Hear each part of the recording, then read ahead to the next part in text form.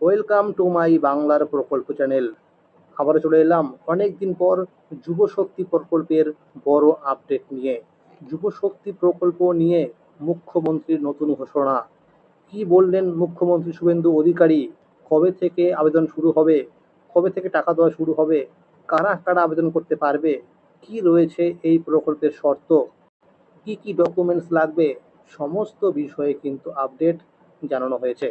তাই বন্ধুরা, ভিডিওটি সম্পূর্ণ দেখুন এবং সঠিক তথ্য জেনে নিন। যুব শক্তি প্রকল্প নিয়ে মুখ্যমন্ত্রীর বড় ঘোষণা। দীর্ঘ অপেক্ষার অবসান, অবশেষে বাংলার কর্মহীন যুবক যুবতীদের জন্য বড় ঘোষণা শুভেন্দু অধিকারী সরকারের। এবার যুবশক্তি ভরসা কার্ড প্রকল্প নিয়ে আরও বড় আপডেট চলেই এলো। মাসে মাসে ৩,০০০ ও ২,০০০ টাকার জন্য আর বেশি দিন অপেক্ষা করতে হবে না। সরকারের ঘোষণা অনুযায়ী পুজোর আগেই চালু হচ্ছে যুবশক্তি ভরসা কার্ড প্রকল্পের পোর্টাল। এই প্রকল্পের পোর্টাল চালু হলেই সরকারের তরফেও আবেদনের প্রক্রিয়া খুব শীঘ্রই ঘোষণা করা হবে। এই প্রকল্পের অধীনে বাংলার শিক্ষিত কর্মহীন যুবক যুবতীরা মাসে মাসে ৩,০০০ ও ২,০০০ টাকা করে পাবেন। তো বন্ধুরা, মনে রাখবেন যে পুজোর আগেই কিন্তু শুরু হয়ে যাচ্ছে ফর্ম ফিল আপ। সরকারের তরফে জানানো হয়েছে যুবশ্রী ও যুবসাথী প্রকল্প মিলিয়েই এবার রাজ্যে চালু হচ্ছে যুবশক্তি প্রকল্প। তাহলে বন্ধুরা, যুবসাথী আর যুবশ্রী প্রকল্প কিন্তু বন্ধ হয়েই গেল। এই প্রকল্পের অধীনে দ্বিগুণ ভাতা পাবেন বাংলার কর্মহীন যুবক যুবতীরা। বিগত সরকারের আমলে যুবশ্রী ও যুবসাথী প্রকল্পের আওতায় কর্মহীন যুবক যুবতীরা মাসে মাসে ১৫০০ টাকা করে পেতেন। শুভেন্দু সরকার এই ভাতা দ্বিগুণ বাড়িয়েছে। মুখ্যমন্ত্রী শুভেন্দু অধিকারীর ঘোষণা অনুযায়ী রাজ্যের গ্র্যাজুয়েট কর্মহীন যুবক যুবতীরা মাসে মাস পাবেন ৩,০০০ টাকা করে এবং নন গ্র্যাজুয়েটরা পাবেন মাসে ২,০০০ টাকা করে। নবান্ন সূত্রে খবর, যুবশক্তি ভরসা কার্ড প্রকল্পের পরিচালনা করবে রাজ্যের যুব কল্যাণ দপ্তর। পুজোর আগেই পোর্টাল চালু হয়ে যাচ্ছে।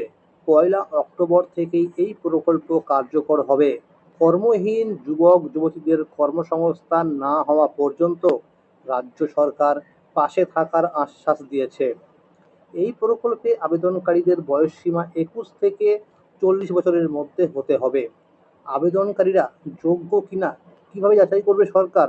জানা গিয়েছে এই বিষয়ে যে আবেদনকারীদের যোগ্যতা যাচাই বাড়ি বাড়ি ঘুরে সমীক্ষার মাধ্যমে করা হবে। অর্থাৎ অনলাইন অফলাইনেও আবেদন জমা দেওয়ার পর নথিপত্র যাচাই করা হবে। তারপর বাড়ি বাড়ি ঘুরে পুনরায় যোগ্যতা যাচাই করবে সরকার। আগেই মুখ্যমন্ত্রী শুভেন্দু অধিকারী জানিয়েছিলেন, যে সকল পরিবারের কেউ অন্য কোনো সামাজিক সুরক্ষা প্রকল্পের সুবিধা পাচ্ছেন না, মাসিক আয় ১,০০,০০০ টাকার নিচে, তারাই এই প্রকল্পের সুবিধা পাবেন। যুবশক্তি ভরসা কার্ডে আবেদনের জন্য কি কি নথিপত্র প্রয়োজন? যদিও এই সংক্রান্ত বিজ্ঞপ্তি এখনও জারি করেনি সরকার, তবে পোর্টাল চালু হলেই আবেদন প্রক্রিয়া ঘোষণা করা হবে। তো বন্ধুরা, খুব শীঘ্রই কিন্তু অফিসিয়াল ওয়েবসাইটে পুরো গাইডলাইন্স প্রকাশ করা হবে। সেই গাইডলাইন্সে বলা থাকবে কারা কারা আবেদন করতে পারবে, কারা কারা করতে পারবে না, কবে থেকে শুরু হয়ে যাচ্ছে, লাস্ট ডেট কবে, কী কী ডকুমেন্টস লাগবে, কবে থেকে টাকা দেওয়া হবে, সমস্ত বিষয় কিন্তু পুরো গাইডলাইন্স অর্থাৎ নোটিশে বলা থাকবে। প্রতিযোগিতামূলক পরীক্ষার প্রস্তুতির জন্য বিনা খরচের কোচিং সেন্টার চালু হবে। রাজ্যের প্রতিটি জেলায় তৈরি হবে বিনামূল্যের কোচিং সেন্টার। সেই সঙ্গে সরকারি ও সরকার পোষিত কলেজের ছাত্রছাত্রীরা যারা প্রতিযোগিতামূলক পরীক্ষার প্রস্তুতি নিচ্ছেন, তাদের এককালীন ৩০,০০০ টাকা করে আর্থিক সহায়তা দেওয়া হবে। এজন্য ৩০ কোটি টাকার অর্থ বরাদ্দের প্রস্তাব করা হয়েছে। কলেজে পড়াশোনা ছেড়ে দেওয়ার প্রবণতা কমাতে বড় ঘোষণা করল রাজ্য সরকার। বাজেটে কলেজ পড়ুয়া অবিবাহিত ছাত্রীদের এককালীন ৫০,০০০ টাকা করে দেওয়ার কথা জানানো হয়েছে। এবার প্রশ্ন হলো যে আবেদন করতে কি কি ডকুমেন্টস লাগবে। তো বন্ধুরা, এখনো পর্যন্ত কিন্তু অফিসিয়াল নোটিশ পাবলিশ করা হয়নি। তো সম্ভাব্য একটা ধারণা করা হচ্ছে যে এই ডকুমেন্টসগুলো কিন্তু লাগতে পারে।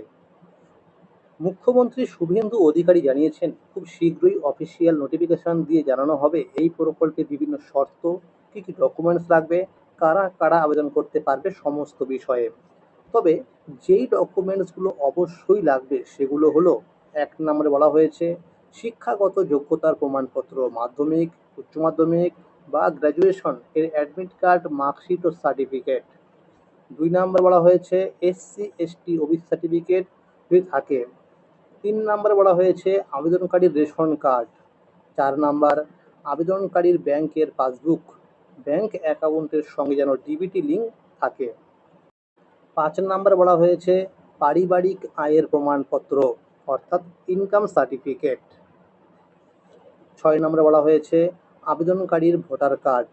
৭ নম্বরে বলা হয়েছে আবেদনকারীর আধার কার্ড।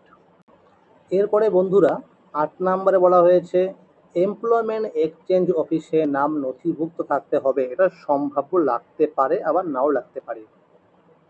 এরপরে ৯ নম্বরে বলা হয়েছে আবেদনকারীর পিতামাতার আধার কার্ড ও ভোটার কার্ড।